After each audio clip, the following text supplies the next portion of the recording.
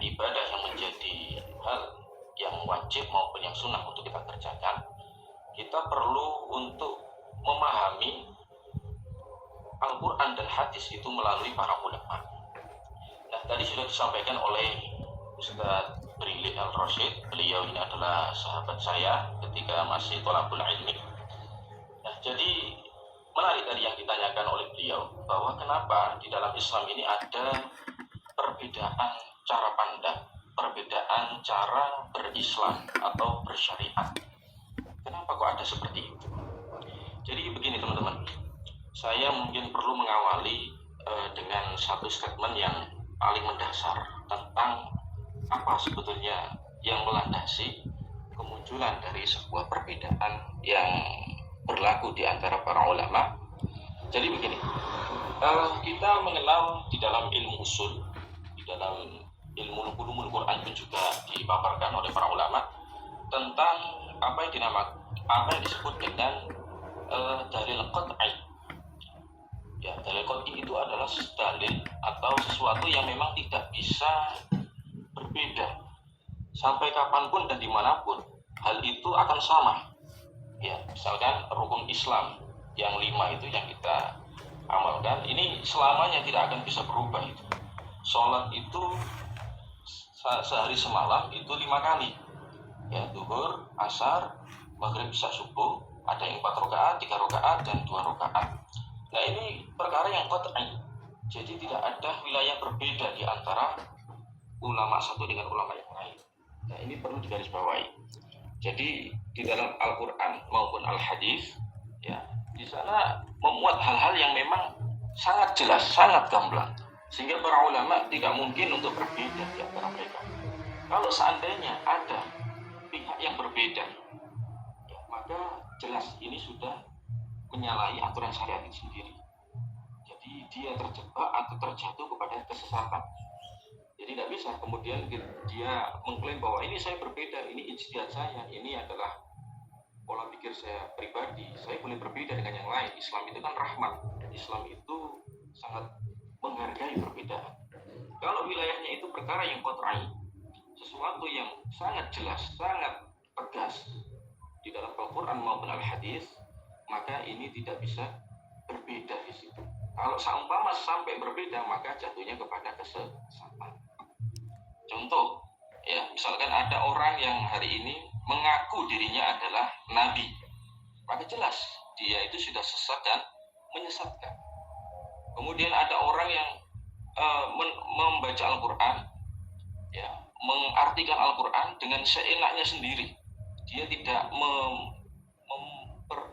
berpedoman kepada para ulama yang ahli di dalam menafsirkan Al-Quran. Nah, maka ini akan bisa menyeret dirinya kepada kesesatan, ya, sehingga muncullah aliran-aliran yang ya diikuti oleh segelintir orang yang menyimpang dari ajaran yang asal itu tadi, yang tidak ada beda itu. Nah, jadi itu yang pertama, teman-teman. Yang kedua adalah perkara yang dzanni. Dzanni itu artinya sesuatu yang sifatnya dugaan. Ya, tapi dugaan di sini tentu bukan sembarang dugaan. Sesuatu yang diduga, yang memang tidak ada dalil yang tegas, baik di dalam Al-Quran maupun Al-Hadis, tidak menunjukkan kepada sesuatu yang pasti. Nah, disinilah kemudian para ulama itu memahaminya berbeda, karena memang satu ulama dengan ulama yang lain itu memiliki pendekatan yang berbeda, ya, antara mazhab satu dengan mazhab yang lain itu memiliki metodologi yang berbeda, sehingga yang tidak jarang mereka berbeda dalam beberapa kasus. Ya, tapi ini sangat wajar sekali. Ya, ini sangat istilahnya tidak sampai menggiring kepada kesesatan atau menggiring kepada penyimpangan. Karena memang tidak ada dalil yang secara tegas dimunculkan atau yang bisa diakses secara jelas, maka para ulama kemudian berijtihad. Nah, ijtihad itu apa? Yaitu mencurahkan segala kemampuan, segala potensi yang dimiliki untuk menggali hukum di dalam Al-Quran maupun Al-Hadis. Jadi memang memaksimalkan semua daya upaya untuk bisa memunculkan sebuah hukum. Ini yang dinamakan dengan ijtihad. Nah, jadi hal yang bersifat ijtihadi maka satu ulama mazhab dengan yang lain itu bisa berbeda.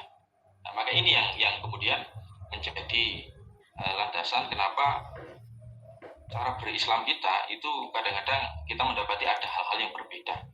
Nah, ini sudah ada sejak zaman Rasulullah, sebagaimana tadi yang disinggung oleh Ustadz Brili, bahwasanya pada saat Rasulullah masih ada sekalipun, para sahabat itu juga berbeda. Pernah suatu ketika Rasulullah mengutus beberapa sahabat beliau untuk datang ke negeri Yaman. Beliau mengatakan la yusalliyanna ahadukum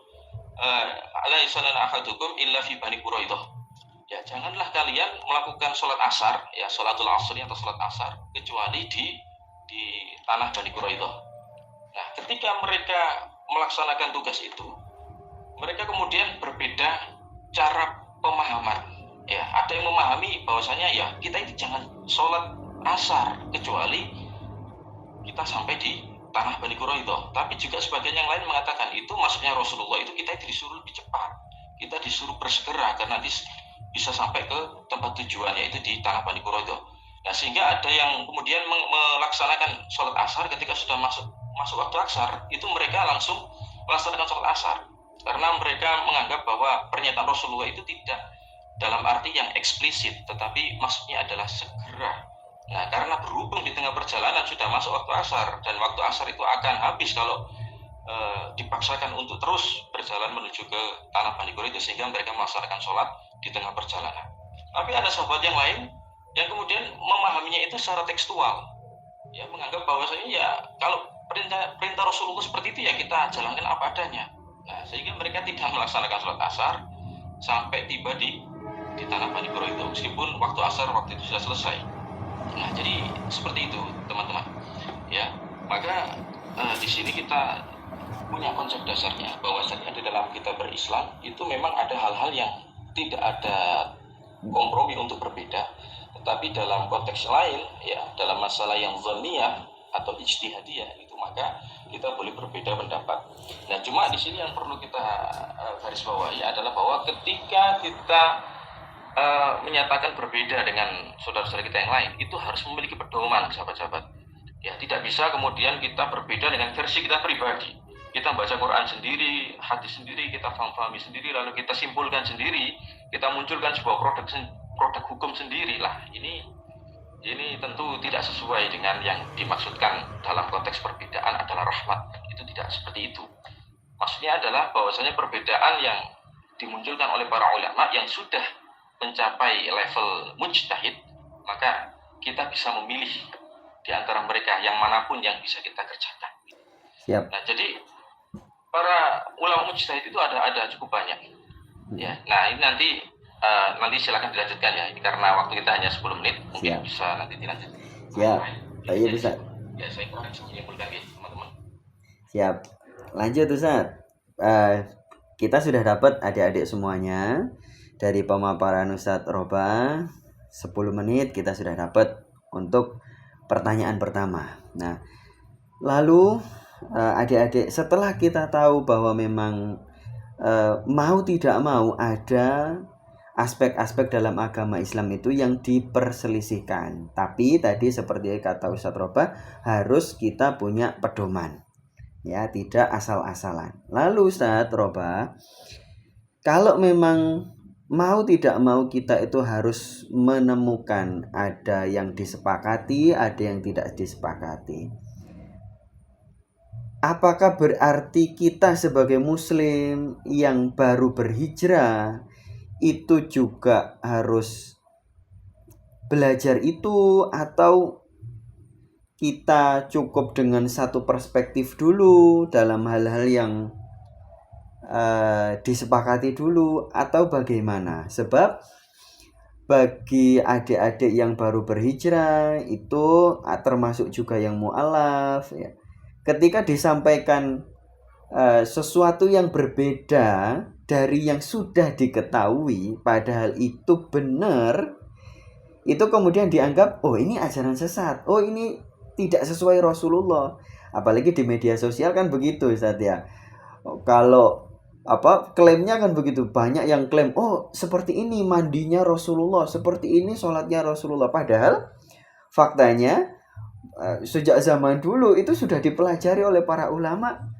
Ya kadangkala tidak seperti yang dipahami oleh mereka-mereka yang di media sosial itu. Nah, silakan Ustadz.